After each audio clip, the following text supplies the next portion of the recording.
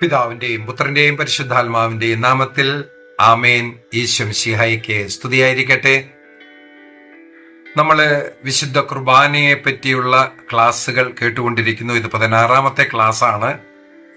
ഇതുവരെ പഴയ നിയമത്തിലെ ബലികളെക്കുറിച്ചും വിശുദ്ധ കുർബാന, കാൽവരി ബലി ഇതെല്ലാം ഒന്നാണെന്നും പിന്നെ ലിറ്റർജിക്കൽ ഫാമിലീസിനെ കുറിച്ച്, പെൻറ്റാർക്കിനെ കുറിച്ച്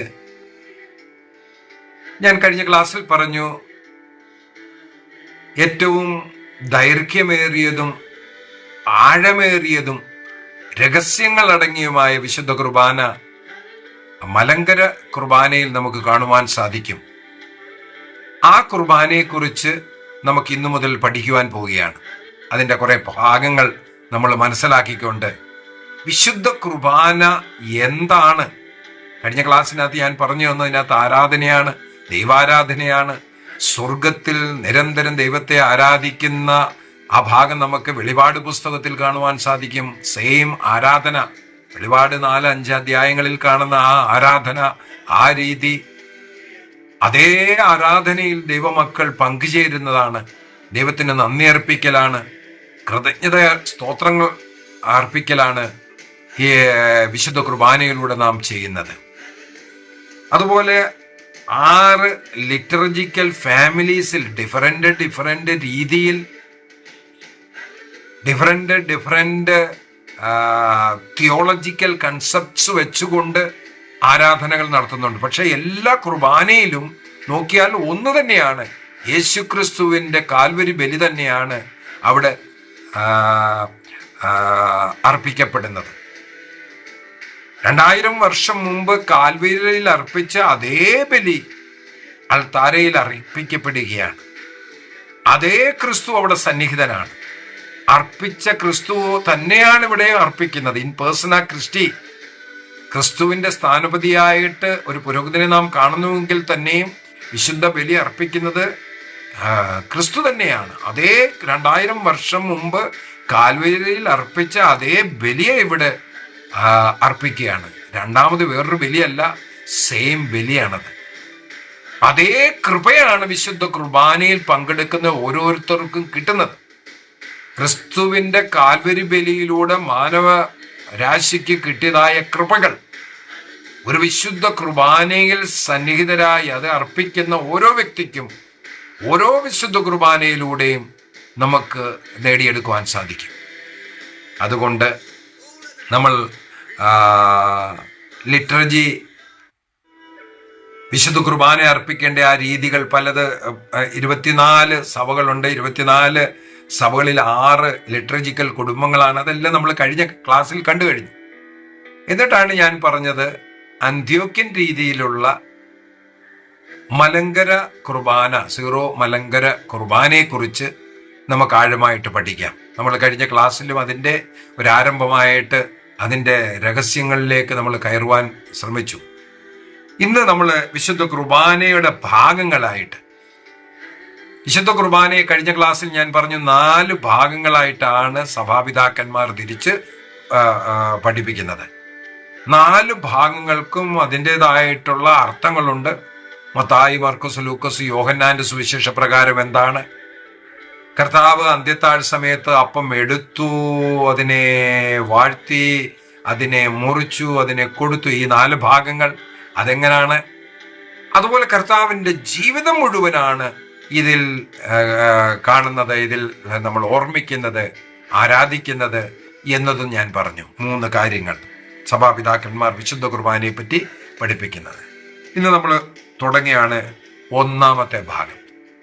ഞാൻ കഴിഞ്ഞ ദിവസം പറഞ്ഞിരുന്നു 3 പ്രാവശ്യം മലങ്കര കുർബാനയിൽ തിരശ്ശീല ഇട്ട് മറയ്ക്കാറുണ്ട്.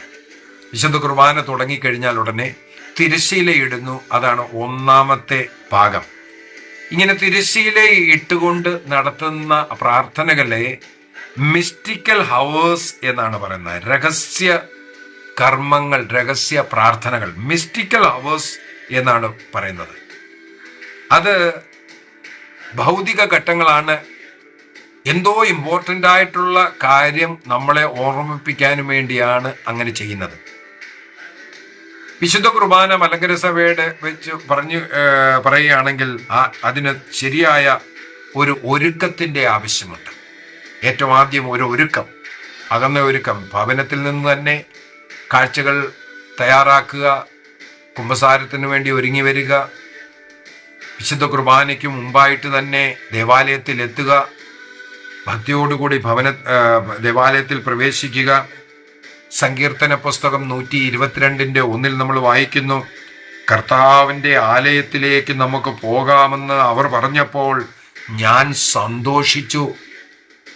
സങ്കീർത്തനം 122:1, കർത്താവിൻ്റെ ആലയത്തിലേക്ക് പോകാമെന്ന് അവർ പറഞ്ഞപ്പോൾ ഞാൻ സന്തോഷിച്ചു. ആ സന്തോഷത്തോടു കൂടിയാണ് നമുക്ക് പോകേണ്ടത്. സങ്കീർത്തനം 43:4 എഴുതിയിരിക്കുന്നു, എനിക്ക് പരമാനന്ദമരുളുന്ന എൻ്റെ ദൈവത്തെങ്കിലേക്കും ദൈവത്തിൻ്റെ യാഗപീഠത്തിലേക്കും ഞാൻ വരുന്നു. എനിക്ക് പരമാനന്ദമരുളുന്ന എൻ്റെ ദൈവത്തെങ്കിലേക്കും ദൈവത്തിൻ്റെ യാഗപീഠത്തിലേക്കും ഞാൻ വരുന്നു. ഇതാണ് നമുക്കിടെ ഉള്ളിൽ ഉണ്ടായിരിക്കേണ്ട ആ സന്തോഷം, ആനന്ദം. യാക്കോബ് ശ്ലീഹ ഉൽപ്പത്തിയുടെ പുസ്തകം 28-ാമത്തെ അധ്യായം 10 മുതലുള്ള വാക്യങ്ങളിൽ ഒരു ഗോവേണിയുടെ, സ്വർഗവും ഭൂമിയെ ഒന്നിപ്പിക്കുന്ന ഒരു ഗോവേണിയെ കാണിക്കുന്നുണ്ട്. ആ ഗോവേണി, അതായത് യാക്കോബ് പഴയ നിയമത്തിലെ യാക്കോബ് പറയുന്നത് ഇങ്ങനെയാണ്, തീർച്ചയായും കർത്താവ് ഈ സ്ഥലത്തുണ്ട്, എന്നാൽ ഞാൻ അത് അറിഞ്ഞിരുന്നില്ലായിരുന്നു. ഈ സ്ഥലം എത്ര ഭയങ്കരമാണ്! ഇത് ദൈവത്തിന്റെ ഭവനമല്ലാതെ മറ്റൊന്നുമല്ല, ഇത് സ്വർഗത്തിന്റെ കവാടമാണ്. ഈ ഒരു ഉത്ബോധത്തോടുകൂടി, സ്വീകാര്യത്തോടുകൂടി വേണം നമുക്കൊരു ദേവാലയത്തിലേക്ക് പ്രവേശിക്കേണ്ടത്. ഇത് സ്വർഗരാജ്യത്തിന്റെ, ഇത് സ്വർഗത്തിന്റെ കവാടമാണ്. തീർച്ചയായിട്ടും ദൈവം ഇവിടെ സന്നിഹിതനാണ്, ഇത് ദൈവത്തിന്റെ ഭവനമാണ് എന്ന് ഏറ്റുപറഞ്ഞുകൊണ്ട്, അതിനാലാണ് ആ സന്തോഷം. അതുപോലെ അന്ത്യോക്യൻ രീതി അനുസരിച്ച് വിശുദ്ധ കുർബാന അർപ്പിക്കുന്നതിന് മുമ്പായിട്ട് തന്നെ യാമപ്രാർത്ഥന നടത്തണം. ലിറ്റർജിക്കൽ ഹവേഴ്സ്, യാമപ്രാർത്ഥന നടത്തണം എന്നുള്ള ഒരു നിയമമുണ്ട്. അതായത് ഹൂദായ കാനോൻ 5:3 എഴുതിയിരിക്കുകയാണ്, ഞായറാഴ്ച ദിവസം ശുശ്രൂഷയും വേദപുസ്തക വായനയും കുർബാനയും ഉണ്ടായിരിക്കണം. അത് നിർബന്ധമാണ്. അതുകൊണ്ട് യാമപ്രാർത്ഥനയോടുകൂടിയാണ് വിശുദ്ധ കുർബാന തുടങ്ങുന്നത്. ആയതിനാൽ യാമപ്രാർത്ഥന തുടങ്ങുന്നതിന് മുമ്പ് വിശ്വാസികൾ ദേവാലയത്തിൽ ഉണ്ടായിരിക്കണം, അതിൽ പങ്കെടുക്കേണ്ടതിൻ്റെ ആവശ്യമുണ്ട്. ഈ യാമപ്രാർത്ഥന മുതൽ നമുക്ക് പല കാര്യങ്ങൾ ഈ വിശുദ്ധ കുർബാനയിൽ സന്നിഹിതരായിരിക്കുന്ന നമുക്ക് കാണുവാൻ സാധിക്കും. പല അടയാളങ്ങൾ. ഇവരൊരു മെഴുകുതിരി കത്തിക്കുന്നതാണെങ്കിൽ അതും ഒരു അടയാളമാണ്, ഒരു ചിഹ്നമാണ്. ധൂപക്കുറ്റി, അതും പല കാര്യങ്ങൾ നമ്മളെ പഠിപ്പിക്കുന്നു. നമ്മൾ എഴുന്നേറ്റ് നിന്നുകൊണ്ട് പ്രാർത്ഥിക്കുന്നു, കുമ്പിട്ടുകൊണ്ട് പ്രാർത്ഥിക്കുന്നു, കുരിശു വരയ്ക്കുന്നു. ഇവയ്ക്കെല്ലാം എന്തോ വലിയ വലിയ രഹസ്യങ്ങൾ നമ്മളെ വിളിച്ചറിയിക്കുവാനുണ്ട്. അതും നമ്മൾ മനസ്സിലാക്കിയിരിക്കണം. മലങ്കര കുർബാനയിൽ യാമപ്രാർത്ഥനയ്ക്ക് മുമ്പായിട്ട് തിരശ്ശീല തുറക്കുന്നതിന് മുമ്പ് ശുശ്രൂഷകൻ ബലിപീഠത്തിന്റെ മധ്യത്ത് വെച്ചിരിക്കുന്ന കുരിശിന്റെ മുന്നിലൊരു തിരി ഉണ്ടായിരിക്കും. ആ തിരി കത്തിച്ചിട്ടാണ്, അത് ക്രിസ്തുവിന്റെ അവിടെയുള്ള ആ ഉപസ്ഥിതിയെ കാണിക്കാൻ, ലോകത്തിന്റെ പ്രകാശമായി ക്രിസ്തുവിനെ കാണിക്കുവാൻ വേണ്ടി കുരിശിന്റെ മുമ്പിലുള്ള ആ മെഴുകുതിരി കത്തിച്ചു വെക്കുന്നു. പിന്നീട് 2 സൈഡിലും 6 വെച്ച് 12 മെഴുകുതിരികൾ കത്തിക്കാറുണ്ട്. ഈ ആദ്യം കത്തിച്ച ഇതേ ആ തീയിൽ നിന്നാണ്, ആ മെഴുകുതിരിയിൽ നിന്നാണ് ഇടത്തും വലത്തുമുള്ള 6 മെഴുകുതിരികൾ കത്തിക്കാറുള്ളത്. ക്രിസ്തുവിൽ നിന്നും ശിഷ്യരിലേക്ക്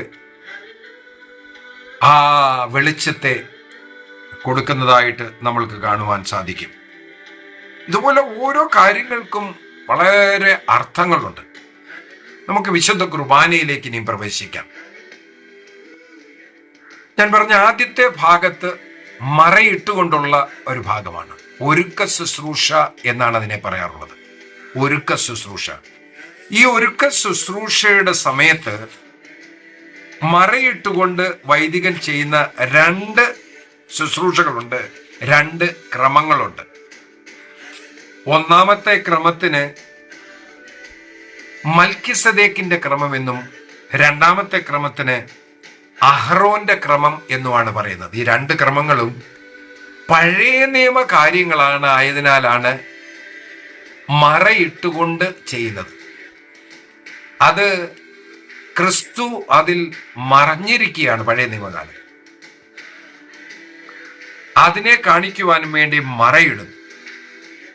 ഈ ഒരുക്ക ശുശ്രൂഷയിൽ ആദ്യത്തെ മൽക്കിസദേക്കിന്റെ ക്രമം വൈദികൻ അപ്പവും വീഞ്ഞും സമർപ്പിക്കുന്നതാണ് നമുക്ക് കാണുവാൻ സാധിക്കുന്നത്. ഉൽപ്പത്തി പുസ്തകം 14-ാമത്തെ അധ്യായം 18-ാമത്തെ വാക്യത്തിൽ എബ്രഹാമിനെ സ്വീകരിക്കാൻ വന്ന മൽക്കിസദേക്ക് അപ്പവും വീഞ്ഞും എടുത്തുകൊണ്ട് വന്നതായിട്ടും അതിനെ എബ്രായരുടെ പുസ്തകം 6-ാം അധ്യായം 20-ാമത്തെ വാക്യത്തിലും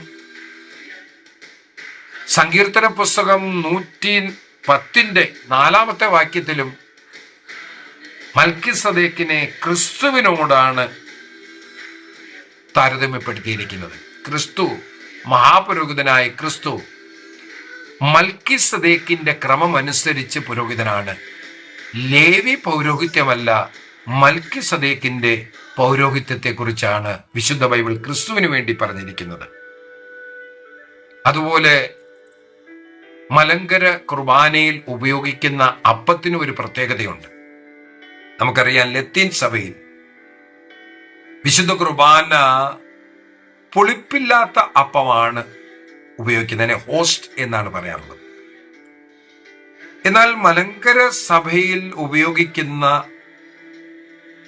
അപ്പത്തിനെ ഹമീറ എന്നാണ് പറയുന്നത്. ഹമീറയുടെ പ്രത്യേകത എന്ന് പറഞ്ഞാൽ അതിൽ പുളിപ്പ് ചേർത്തതാണ്. പുളിപ്പ് ചേർക്കാൻ മനസ്സിൽ വികസിപ്പിക്കുക, ഉയർത്തെഴുന്നേറ്റ ക്രിസ്തുവിനെ കാണിക്കുവാൻ വേണ്ടിയാണ് ഈ പുളിപ്പ് ചേർത്തിരിക്കുന്നത്. അതിൻ്റെ നടുക്കൊരു വലിയ കുരിശും ചുറ്റിനും ഒരു 12 കൊച്ചു കുരിശുകളും കൂടെ ചേർന്ന ഹമീറ എന്ന പുളിപ്പ് ചേർന്ന അപ്പത്തെയാണ് മലങ്കര കുർബാനയിൽ അപ്പമായിട്ട് ഉപയോഗിക്കുന്നത്. ഈ അപ്പവും വീഞ്ഞുമാണ് ആദ്യത്തെ മൽക്കിസദേക്കിന്റെ ക്രമം അനുസരിച്ച് വൈദികൻ വേദിയിൽ അർപ്പിക്കുന്നത്. അതിനുശേഷം ഒരുക്ക ശുശ്രൂഷയിലെ രണ്ടാമത്തെ ക്രമം അഹറോന്റെ ക്രമം. നമുക്കറിയാം, അഹറോന് മോശ അവന് പുരോഹിതന്റെ വസ്ത്രം നൽകി. അതായത് പൗരോഹിത്യ വസ്ത്രങ്ങൾ അണിഞ്ഞ് അടുത്ത രണ്ടാമത്തെ ക്രമം പുരോഹിതൻ അവിടെ അർപ്പിക്കുകയാണ്. അതാണ് അഹ്റോന്റെ ക്രമപ്രകാരം ചെയ്യുന്ന പണി എന്ന് പറഞ്ഞാൽ ധൂപാർപ്പണമാണ്. അഹ്റോൻ യാഗവസ്തുക്കളിൽ ധൂപാർപ്പണം ചെയ്തതുപോലെ സ്ഥാനവസ്ത്രങ്ങൾ അണിഞ്ഞു വന്ന് ധൂപാർപ്പണം നടത്തുന്ന പുരോഹിതനെയാണ് നമുക്ക് അവിടെ കാണാൻ സാധിക്കുന്നത്. സങ്കീർത്തനം 96:9 വിശുദ്ധ വസ്ത്രങ്ങൾ അണിഞ്ഞ് അവിടുത്തെ ആരാധിക്കുവീൻ എന്ന് പറഞ്ഞിരിക്കുന്നു. അതുപോലെ സങ്കീർത്തനം 26:6 പുറപ്പാടിന്റെ പുസ്തകം 28 എല്ലാം എഴുതിയിരിക്കുന്നതായ വിശുദ്ധ വസ്ത്രങ്ങൾ പുരോഹിതന് അവൻ ചെയ്യുന്ന ശുശ്രൂഷയ്ക്ക് അവന് ചേർന്നതായ വസ്ത്രങ്ങൾ അണിഞ്ഞ്, അത് അവൻ അണിയുന്നതായ വസ്ത്രങ്ങൾക്ക് ഓരോ വസ്ത്രത്തിനും വലിയ വലിയ അർത്ഥങ്ങളുണ്ട്. ഞാൻ ആ കാര്യങ്ങളിലേക്ക് കയറുന്നില്ല. കാപ്പ അണിയുന്നതായാലും കയ്യുറ അണിയുന്നതായാലും അരക്കെട്ട് ധരിക്കുന്നത്, ചെരുപ്പ് ധരിക്കുന്നത്, ഒരു വെള്ളയങ്കി അണിയുന്നത്, ഇതിനെല്ലാത്തിനും ഓരോ അർത്ഥങ്ങളുണ്ട്. ആ സമയത്ത് പുരോഹിതൻ അത് അണിഞ്ഞുകൊണ്ട് പ്രാർത്ഥിക്കുന്നതുമുണ്ട്. അതിനനുസരിച്ച് ഈ വസ്ത്രങ്ങൾ അണിഞ്ഞിട്ടാണ് പുരോഹിതൻ ഏറ്റവും ആദ്യം ചെയ്യുന്നത് ആ ബലിവേദിയുടെ മുൻവശത്തുള്ള ആ സ്റ്റെപ്പിലേക്ക്, അതിനെ ദർഗ എന്ന് വിളിക്കുന്നു, ദർഗയിലേക്ക് കയറി നിന്നുകൊണ്ട് അഹറോന്റെ ക്രമപ്രകാരം അർപ്പിക്ക അകാസ പിലാസ അപ്പവും വീഞ്ഞും തന്റെ ഇരു കരങ്ങളിലും കുരിശാകൃതിയിൽ പിടിച്ചുകൊണ്ട്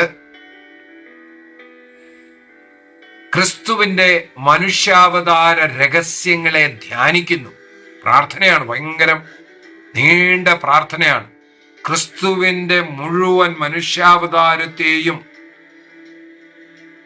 ഗബ്രിയേൽ സ്വർഗദൂതന്റെ സന്ദേശം മുതൽ പിതാവിന്റെ വലതുഭാഗത്ത് ഉപോഷ്ഠനായിരിക്കുന്ന ക്രിസ്തു അവിടെ വരെയുള്ള എല്ലാ രക്ഷാകര കാര്യങ്ങളെയും ആദ്യം മുതൽ പുരോഹിതൻ അവിടെ നിന്നുകൊണ്ട് അനുസ്മരിക്കുകയാണ്. അതുപോലെ രോഗികൾ, മരിച്ചുപോയവർ, മാതാപിതാക്കൾ, ബന്ധുമിത്രാദികൾ, ആ പള്ളി പണിയുവാൻ സഹായിച്ചിട്ടുള്ളവർ, അന്നത്തെ നിയോഗമായിട്ട് വിശുദ്ധ കുർബാന അർപ്പിക്കാൻ ആഗ്രഹിച്ചിട്ടുള്ളവർ എല്ലാവരെയും അനുസ്മരിച്ചുകൊണ്ട് പുരോഹിതൻ ഈ അപ്പവും വീഞ്ഞും തൻ്റെ കരങ്ങളിൽ കുരിശാകൃതിയിൽ പിടിച്ച് അർപ്പിക്കുന്നുണ്ട്, പ്രാർത്ഥിക്കുന്നുണ്ട്. അതിനുശേഷം ശോശപ്പയിട്ട് മൂടിക്കൊണ്ട് ആ ദർഗയിൽ നിന്നും താഴെ ഇറങ്ങിയിട്ടാണ് പിന്നെ ധൂപാർപ്പണം ചെയ്യുന്നത്. ശോശപ്പ കൊണ്ട് മൂടുന്നത്, അതിനും പല അർത്ഥങ്ങളാണുള്ളത്. ഇപ്പോൾ നമ്മൾക്ക് നോക്കേണ്ടത്, ഇതിനുശേഷം ഇനി വചന ശുശ്രൂഷകളൊക്കെ വരുന്നു. അതിനുശേഷമാണ് ബലി അർപ്പണത്തിന്റെ ആ ഭാഗം വരുന്നത്. അതുവരെയുള്ള കാര്യങ്ങൾ മറഞ്ഞിരിക്കുന്ന, രഹസ്യത്തിലിരിക്കുന്ന ക്രിസ്തുവിനെ കാണിക്കുവാനും വേണ്ടി ഈ ശോശപ്പ കൊണ്ട് മൂടുന്നതായിട്ട് നമ്മൾ ഇപ്പോൾ മനസ്സിലാക്കുക. അതിനുശേഷം ധൂപാർപ്പണമാണ്. ധൂപക്കുറ്റിക്കും വളരെ അർത്ഥമുണ്ട്. നിങ്ങൾ ഒരുപക്ഷെ കേട്ടിട്ടുണ്ടായിരിക്കും ധൂപക്കുറ്റിയിലെ ചങ്ങലകൾ, 4 ചങ്ങലകളുടെ അർത്ഥം. അതിലുള്ള 12 മണികളെ ഓരോത്തിലുള്ള 72 കൊളുത്തുകൾ ഉണ്ടാക്കി അതിൻ്റെ എല്ലാം ഓരോത്തിനും അർത്ഥങ്ങളുണ്ട്. എല്ലാം നമ്മളെ എന്തോ ആത്മീയ രഹസ്യങ്ങൾ നമ്മളെ പഠിപ്പിച്ചു തരുന്നുണ്ട്. അതുപോലെ പുരോഹിതൻ ധൂപാർപ്പണം അർപ്പിക്കേണ്ടതിന്റെ പ്രധാന കർത്തവ്യം, പ്രധാന ആള് ഒരു പുരോഹിതനാണ്. എന്നാൽ പുരോഹിതൻ മറ്റ് വിശുദ്ധ കുർബാന അർപ്പിക്കുന്നുടനെ ഈ ധൂപക്കുറ്റിയും വീശിക്കൊണ്ട് നിൽക്കാനൊക്കത്തില്ല. അതിനാൽ പ്രധാന ശുശ്രൂഷന്റെ കയ്യിൽ ധൂപക്കുറ്റി ഏൽപ്പിച്ചിട്ട് അവന്റെ നെറ്റിയിൽ സ്പർശിച്ച് അവൻ ആ അധികാരം നൽകുകയാണ്. പലപ്പോഴും പലർക്കും അതറിയത്തില്ല. എൻ്റെ അധികാരമാണ് ധൂപക്കുറ്റി വീശുക, ജനങ്ങളെ ആശീർവദിക്കുക. ആ കാര്യം പുരോഹിതൻ മറ്റൊരു പണി ചെയ്യുകയായതിനാൽ പ്രധാന ശുശ്രൂഷകനെ അത് ഏൽപ്പിച്ചുകൊണ്ട് തൻ്റെ അധികാരത്തെ നൽകുന്നതാണ്. അവന്റെ നെറ്റിത്തടത്തിൽ സ്പർശിച്ചുകൊണ്ട് ആ അധികാരം നൽകലാണ് നമ്മൾ അവിടെ കാണുന്നത്. അതിനുശേഷം പുരോഹിതൻ ആ ബലി അർപ്പിച്ചിരിക്കുന്ന അപ്പം വീഞ്ഞ് അതിൻ്റെ മേലെല്ലാം ധൂപം വീശുന്നു. അതിന് ദർഗായിൽ കയറി നിന്നുകൊണ്ട് ദൈവമാതാവിന്റെ പുകഴ്ചയ്ക്കായിട്ട്, നിബിയന്മാർ സ്ലീഹന്മാരുടെ പുകഴ്ചയ്ക്കായിട്ട്, മൽപ്പാന്മാരുടെയും പുരോഹിതന്മാരുടെയും നീതിമാന്മാരുടെയും ഓർമ്മയ്ക്കായിട്ട്, തിരുസഭയുടെയും സകല വിശ്വാസികളുടെയും ഓർമ്മയ്ക്കായിട്ട് കുരിശാകൃതിയിൽ ധൂപാർപ്പണം നടത്തുന്നുണ്ട്. അതായത് ആ ധൂപാർപ്പണത്തിലും സകലരെയും ഓർത്തുകൊണ്ട്, സകലരെയും സ്മരിച്ചുകൊണ്ട് നടത്തുന്നതായിട്ട്. അതിനുശേഷം നമുക്ക് കാണുവാൻ സാധിക്കും 3 പ്രാവശ്യം പിതാവിനും പുത്രന് പരിശുദ്ധാത്മാവിന് എല്ലാം വന്ദനം അർപ്പിച്ചുകൊണ്ട് ആ ത്രോണോസിനെ മുത്തി ധൂപം വീശുന്നതായിട്ട്. ഇപ്രകാരം മറയിട്ടുകൊണ്ട് അർപ്പിക്കുന്ന 2 ക്രമങ്ങൾ, അതായത് മൽക്കിസേദേക്കിന്റെ ക്രമവും അഹ്റോന്റെ ക്രമവും പഴയ നിയമത്തിൽ നടന്നതിനാലാണ് ആ മറയിട്ടിരിക്കുന്നത്. ആ സമയം ഇനി അടുത്തതായിട്ട് ഓർക്കേണ്ട വലിയൊരു കാര്യം എന്ന് പറഞ്ഞാൽ, ഈ സമയത്താണ് പഴയ നിയമഗ്രന്ഥം വായിക്കുന്നത്. പഴയ നിയമത്തിൽ നിന്നുള്ള 4 വായനകൾ മലങ്കര കുർബാനയിൽ കൊടുത്തിട്ടുണ്ട്. മുഴുവൻ മൊത്തത്തിൽ കുർബാനയിൽ 7 വായനകളാണ്, 7 പൂർണ്ണതയുടെ സംഖ്യ, 7 വായനകളാണ് മൊത്തത്തിലുള്ളത്. അതിൽ 4 വായനകൾ പഴയ നിയമത്തിൽ നിന്നും പുതിയ നിയമത്തിൽ നിന്നുള്ള 3 വായനകളുമാണ്. ഈ മറയിട്ടിരിക്കുന്ന സമയം, അതായത് പഴയ നിയമവും ക്രിസ്തു ഒളിഞ്ഞിരിക്കുന്ന ക്രിസ്തു രഹസ്യങ്ങൾ മറയിട്ട് വെച്ചിരുന്ന ആ സമയത്ത്, പ്രവാചക സമയത്ത്, ആ സമയത്ത് വായിക്കുന്ന ഭാഗമാണ് പഴയ നിയമ ഭാഗങ്ങൾ. 4 വായനകളാണ് അത് കൊടുത്തിരിക്കുന്നത്. ഏറ്റവും ആദ്യത്തെ പഞ്ചഗ്രന്ഥിയിൽ നിന്നുള്ള വായനകൾ, അന്നേരമാണ് ഒറേത്തായുടെ പുസ്തകത്തിൽ നിന്നുള്ള വായന എന്ന് പറഞ്ഞുകൊണ്ട് നമ്മൾ വായിക്കാറുള്ളത്. അത് കഴിഞ്ഞിട്ട് പഴയ നിയമ പുസ്തകത്തെ നമ്മൾക്ക് 4ആയിട്ട് വിഭജിക്കാനും കഴിയും. അത് ഒന്നാമത്തെയാണ് മോശയുടെ നിയമപുസ്തകം, അതായത് പഞ്ചഗ്രന്ഥി, അതാണ് ഒറേത്തായുടെ പുസ്തകം എന്നും പറഞ്ഞു. രണ്ടാമത്തേത് ചരിത്ര പുസ്തകം, ജോഷുവായുടെ പുസ്തകം മുതലുള്ള ആ പുസ്തകങ്ങളെയാണ് ചരിത്ര പുസ്തകം എന്ന് പറഞ്ഞത്. അതിൽ നിന്നുള്ള ഒരു റീഡിങ് കിട്ടും. അത് കഴിഞ്ഞിട്ടുള്ളതാണ് വിജ്ഞാന ഗ്രന്ഥങ്ങൾ. നമുക്കറിയാം സങ്കീർത്തന പുസ്തകം, അങ്ങനെയുള്ള ആ പുസ്തകങ്ങൾ, സങ്കീർത്തനം മുഴുവല് പ്രവാചക ഗ്രന്ഥങ്ങൾ വരെയുള്ള പുസ്തകങ്ങൾ, അവ വിജ്ഞാന ഗ്രന്ഥങ്ങളായിട്ടാണ് പറയുന്നത്. അത് 4മത്തെയാണ് പിന്നെ പ്രവാചക ഗ്രന്ഥങ്ങൾ, വലിയ പ്രവാചകന്മാരായാലും ചെറിയ പ്രവാചകന്മാർ. ഇങ്ങനെ പഴയ നിയമത്തിൽ നിന്നുള്ള 4 വായനകൾ നമുക്ക് കാണുവാൻ സാധിക്കും. സാധാരണ കുർബാനയിൽ 4 വായനയും കൂടെ വായിക്കാറില്ല. എന്നാലും കുറഞ്ഞത് ഒരു വായനയെങ്കിലും, ഈ 4ൽ നിന്നും ഏതെങ്കിലും ഒരു വായനയെങ്കിലും എടുത്തു വായിക്കണം എന്നുള്ളതാണ്. മറയിട്ടുകൊണ്ട് ഈ 4 വായനകളിൽ ഏതെങ്കിലും ഒരു വായന വായിച്ചിരിക്കണം. അതായത് പഴയ നിയമ കാര്യങ്ങളെയാണ് ആദ്യത്തെ മറ ഇട്ടുകൊണ്ടുള്ള, അതിനെ നമ്മൾ കണ്ടു, മിസ്റ്റിക്കൽ ഹവർ എന്നാണ് പറയുന്നത്. ആ മിസ്റ്റിക്കൽ ഹവറിൽ നടക്കുന്നത് മറഞ്ഞിരിക്കുന്ന ക്രിസ്തു. ഇനി മറ നീക്കുമ്പോൾ, ആ മറ നീക്കിക്കൊണ്ടുള്ള ഭാഗങ്ങൾ എന്തൊക്കെയാണ് അടുത്ത ക്ലാസ്സിൽ നമുക്കറിയാം. ക്രിസ്തുവിന്റെ ജനനമാണ് തുടങ്ങുന്നത് മറ നീക്കുമ്പോൾ മുതലുള്ള. നമുക്ക് നമ്മുടെ കണ്ണുകളെ അടയ്ക്കാം. നമുക്ക് ദൈവത്തിന് നന്ദി പറയാം. മലങ്കര കുർബാനയിലെ ആദ്യത്തെ ഭാഗം മറയിട്ടുകൊണ്ട് മൽക്കിസദേക്കിന്റെ ക്രമപ്രകാരവും അഹ്റോന്റെ ക്രമപ്രകാരവുമുള്ള 2 ക്രമങ്ങളെ പറ്റി നമ്മൾ കാണുന്നു. അതിൽ അപ്പവും വീഞ്ഞും അർപ്പിക്കുന്നതായ ക്രമം മൽക്കിസദേക്കിന്റെ ക്രമം, ധൂപക്കുറ്റി വീശി പ്രാർത്ഥനകൾ നടത്തുന്നതിനെ അഹ്റോന്റെ ക്രമം എന്ന് പറയുന്നു. അഹ്റോന്റെ ക്രമം മുതൽ പുരോഹിതൻ തൻ്റെ പൗരോഹിത്യ വസ്ത്രങ്ങൾ അണിഞ്ഞാണ് ആ ആചാര്യ കർമ്മങ്ങൾ ചെയ്യുവാൻ ഒരാചാര്യന് വേണ്ടി ദൈവം പറഞ്ഞു കൊടുത്തിരിക്കുന്ന വസ്ത്രങ്ങൾ, തിരുവസ്ത്രങ്ങൾ അണിഞ്ഞുകൊണ്ട് അവ നിർവഹിക്കുന്നു. അവയെപ്പറ്റി നമ്മൾ കണ്ടു കഴിഞ്ഞു. ഇനി വിശുദ്ധ കുർബാനയിൽ പങ്കെടുക്കുമ്പോൾ മറയിട്ടുകൊണ്ട് അച്ഛൻ എന്തു ചെയ്യുന്നു? ഇതാണ് നമ്മുടെ മനസ്സിലേക്ക് പോവേണ്ടത്. ഈ മറയിടുന്നതിൻ്റെ അർത്ഥം എന്താണ്? യെരുശലേം ദേവാലയത്തിലെ മറ കീറിക്കളഞ്ഞു, ഇവിടെ മറയിട്ടത് എന്തിനെ? അത് വലിയ രഹസ്യങ്ങൾ നമുക്ക് പറഞ്ഞു തരികയാണ്. ക്രിസ്തു ജീവിതത്തിൽ ആദ്യത്തെ ഘട്ടം, പഴയ നിയമ ഘട്ടത്തിൽ ക്രിസ്തു മറഞ്ഞിരിക്കുന്നു. അതിനെ കാണിക്കുവാൻ ഈ ആദ്യത്തെ ഒന്നാമത്തെ മിസ്റ്റിക്കൽ ഹവർ മറയിട്ടുകൊണ്ടുള്ള പ്രാർത്ഥന നടത്തുന്നു. അടുത്ത ക്ലാസ്സിൽ നമുക്ക് അടുത്ത ഭാഗത്തെ കാണാം. ദൈവം നമ്മളെ അനുഗ്രഹിക്കട്ടെ. പിതാവിൻ്റെയും പുത്രൻ്റെയും പരിശുദ്ധാത്മാവിൻ്റെയും നാമത്തിൽ ആമേൻ. ഈശോ മിശിഹായിക്ക് സ്തുതിയായിരിക്കട്ടെ.